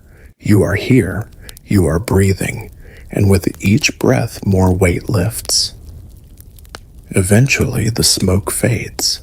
The glass forest dissolves. You are back in the cottage. The green flame is out. The pipe is cool. The crag widow touches your hand. You've seen enough for tonight. You nod. She offers a cushion. You'll sleep here. You do. That night your dreams are quiet, not empty, just calm, like a lake after the storm has passed. When you wake, she is gone. But on the floor, a small bundle waits, wrapped in silk, tied with copper thread. You don't open it yet. Some truths you carry forward, like flame, like breath. When you leave the crag widow's cottage, the air is different. Not warmer, not gentler, but clearer. You breathe, and it feels like drinking something crisp and invisible. The path winds downward now, stones crunching softly beneath your feet. You still carry the silk-wrapped bundle, tied with its copper thread tucked close to your chest. You haven't opened it. Not yet. It hums against you, not in sound, but in sensation, like a thought not quite finished. The village below watches your return without watching. A few heads turn, a few nods. The woman who first pointed you to the crag widow offers a slice of dark bread. You take it, chew slowly. It tastes of salt and rye and patience. There's nothing more for you here. So you walk down through the thinning air into forests dotted with white blossoms and streams that murmur secrets over mossy stones. You don't rush. There's no destination anymore, only continuation. Each step is an answer you hadn't known to ask. Then, one afternoon, with the sun soft behind thin clouds, and the road straight for once you find yourself approaching a curious sight. A ring of travelers, perhaps 10 of them, gathered in a clearing off the road.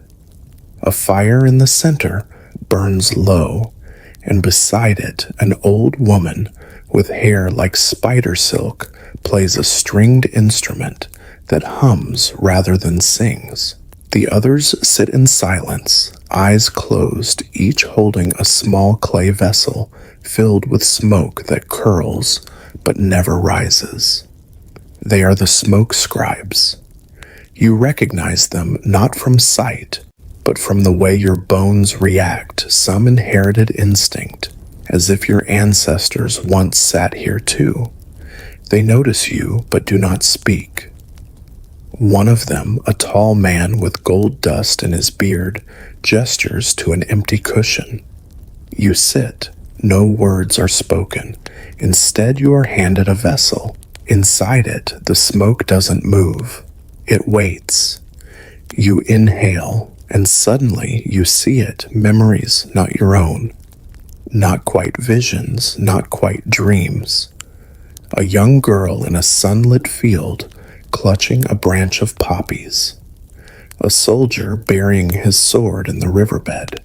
A boy in a monastery writing the same word over and over until it means nothing. These are memories made of smoke. The woman with the instrument begins to play again slow, deep notes that seem to shape the smoke itself. It rises now, gently curling into forms. A fish, a bird, a pair of hands holding flame. You are not hallucinating. You are reading. Historians still argue whether these smoke rituals were symbolic storytelling or a genuine memory-sharing practice. Some suggest that certain herbs, when burned, carry trace scents that trigger collective emotional responses, memory echoes. Others believe the rituals were communal illusions, shared trances shaped by music and suggestion. But the smoke scribes never cared for theories. For them, it was truth told in vapor. After the vessel cools, the man beside you offers a bowl of ash and clay. He dips a finger, writes a symbol on a flat stone, a spiral pierced by a line. He points to your chest, then to the stone. The others nod. You realize what he is saying. You are now a scribe too. You do not speak. You press your finger to the ash and make your mark beside his. The ring grows by one. That night you sleep among them. No tents, just blankets and sky. The stars above seem closer, brighter, like they've drawn near to watch.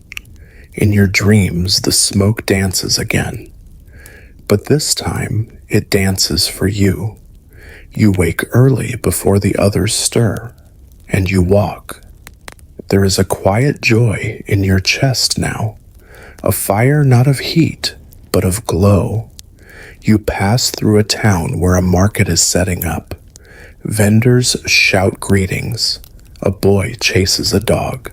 Someone is selling dried herbs in jars labeled only by color, sun fog wound laughter. You smile. You buy the one labeled laughter and keep walking. By noon, you reach a crossroads with a shrine beside it. Small stone, cracked by weather. Inside is a single candle lit, and beside it a bowl of dried flowers and a folded scrap of paper. You unfold it. It says in a careful hand, "You're almost there." You look around. No one in sight. But the message is for you. You know that. You leave a petal from the laughter jar in return. And you keep moving. The world opens ahead of you. Fields wide as oceans, forests stitched together like green patchwork rivers that weave through the hills like veins of silver. You find yourself whispering stories into the wind. Old stories, your stories, bits of wax and smoke of forest and flame. You don't know if anyone hears. But that's not the point. You are a carrier now, of memory, of ritual, of the quiet kind of magic. At night under the stars, you finally untie the copper thread. You unfold the silk. Inside is a small feather, blue-gray, soft as ash. Beneath it, a sentence, "Forgive your old selves. They didn't know how to rest." You cry, not loudly, just enough, and when the tears stop, you breathe. A long, slow inhale, and a longer, slower release. You sleep without dreams, but wake with purpose. There are people yet to meet, rituals yet to learn, stories waiting to be burned into smoke. The next village you enter smells of apples and rain. Thatched roofs glisten with dew, and hens peck lazily along the packed earth lanes. People move without rush, their lives slow and circular like the seasons. You pause beneath a blooming crabapple tree, brushing pollen from your shoulders. Children giggle nearby, skipping stones in a shallow creek. It feels different here, less haunted perhaps. Or maybe it's you who has changed. You walk the lanes with your cloak drawn more habit than need. The bundle of herbs, the one marked laughter, swings gently from your satchel. The copper-threaded message rides close to your ribs, tucked safe in the same pocket where your heart keeps its quieter sorrows. At the town square, you find a man selling the old books. No covers, just stacks of parchment, tied with rough twine, stained with rain, touched by soot. He notices you, smiles. You've got the look of someone who reads smoke, he says. You tilt your head. He grins wider. Don't be coy. I've known the scribes. Once lit a pipe with one in the salt flats long ago.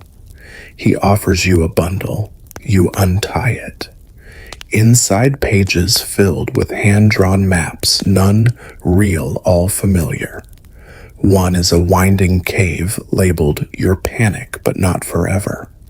Another is a mountain trail named The Path You Only Take After Crying.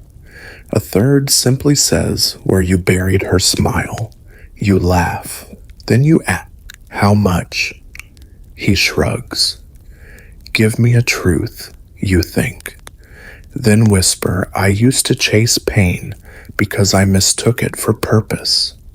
He nods. Fair price. You walk away with the maps. As the sun dips behind the hills, you find yourself beside a tiny chapel roof, caved altar, bare wildflowers reclaiming every crack. There's no congregation, no sermons, just a strange peace. Inside, candles in glass jars burn low. You kneel not to pray, but to listen. The floor beneath your knees is warm, sun-touched. The silence hums. Then from the corner, a voice. You're not lost anymore. You turn. It's a girl, maybe 10, hair like coal dust, eyes sharp as flint. You blink. You're not lost, she repeats matter of fact. You want to ask who she is, but some part of you already knows. You kneel again, not for answers, just to rest. She sits beside you, hands folded in her lap. Most people, she says, never find the echo pipe. You glance sideways. The what? She reaches into her coat, pulls out a pipe, small bone white, shaped like a crescent moon. When you light this one, she whispers, you don't hear yourself. You hear who you used to be. You take it with trembling fingers. She nods once, then stands. Only once, she says. Then bury it. You don't argue. That night beneath a willow tree, by the edge of the village, you light the echo pipe.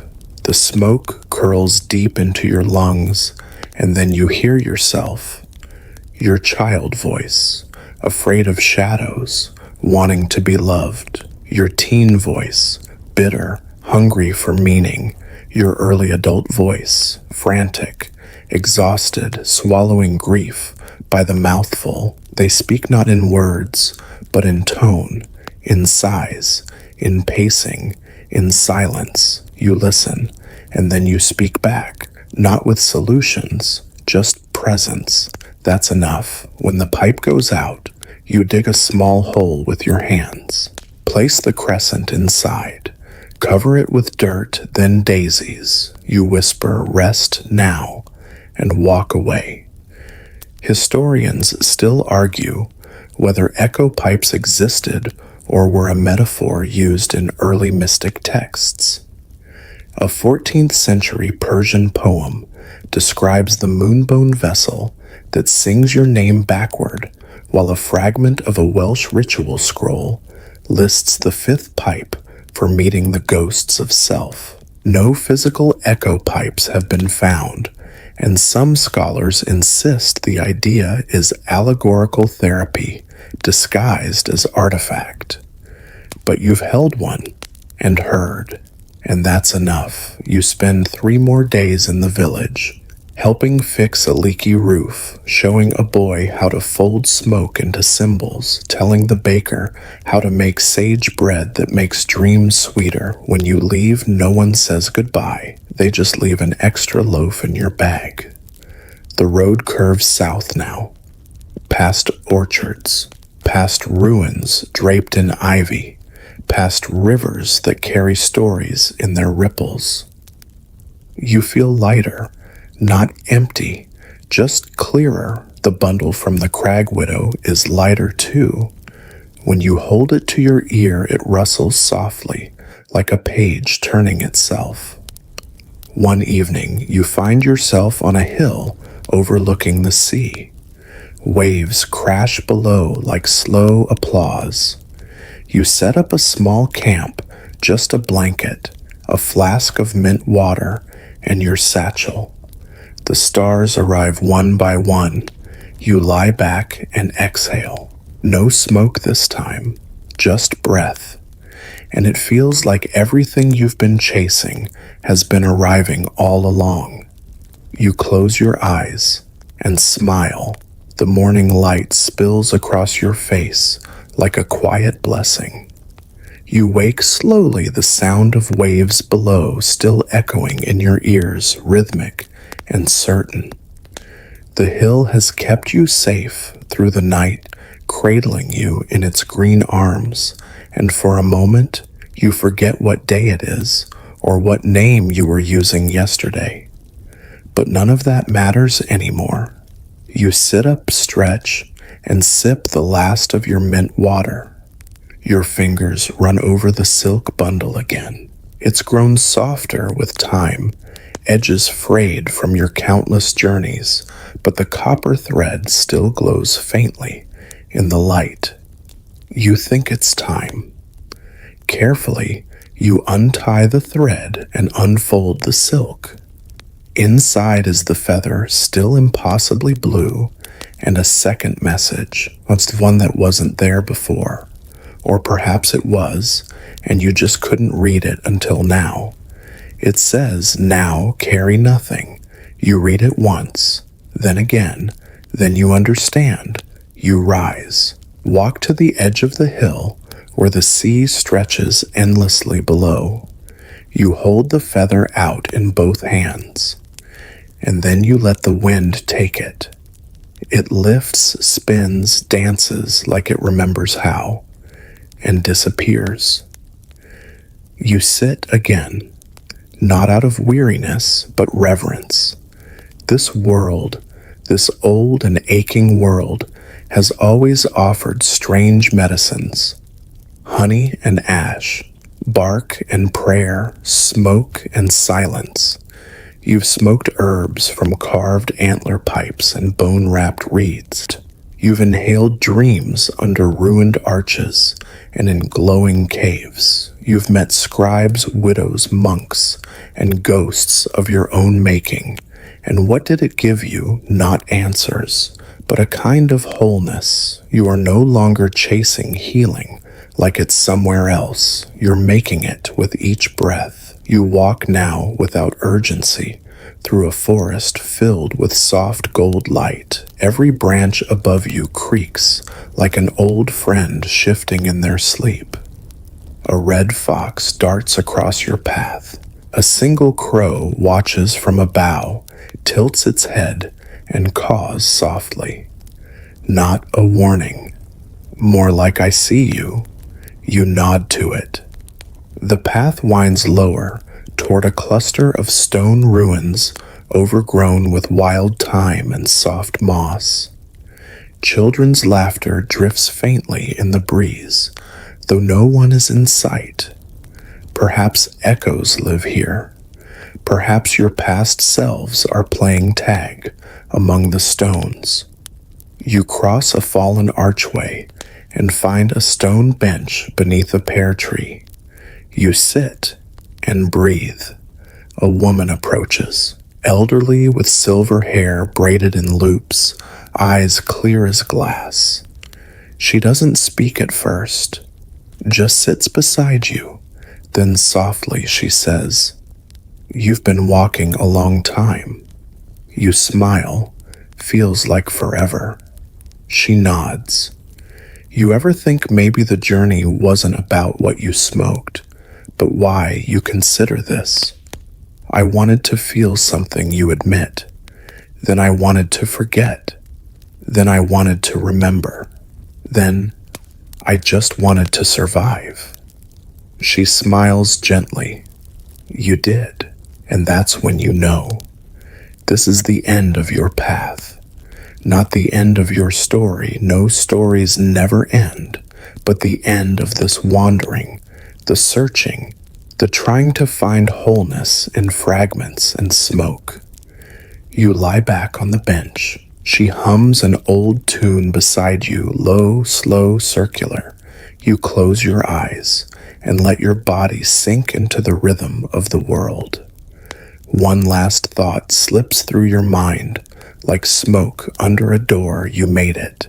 And now as the stars bloom quietly overhead, and the world around you softens into hush and hush again, let your breath slow just a little more. Deeper, gentler, like the way a lullaby ends, not with silence, but with a final note that fades into the quiet. You've walked through ancient forests and smoked forgotten herbs. You've met shadows that wore your face and strangers who knew your name before you spoke it. And you've listened to history, to memory, to the strange little whispers that come only when we sit still enough to hear. Let it all settle now. Let the journey unspool behind you like a thread of silver in the dark. There is no need to follow it anymore. There is no need to look back. Here on the soft edge of sleep, you are safe. You are whole. Whatever parts you thought were missing have curled up beside you, folded like leaves after rain, content just to be near again. If you feel the stir of questions, still let them rest too. They'll wait for morning. Tonight is for softness, for breath, for letting go. And if your eyes grow heavy, don't fight it. Let sleep come like an old friend, slipping in beside you. Let the echoes fade and the quiet rise. Let this moment hold you. You've earned the rest.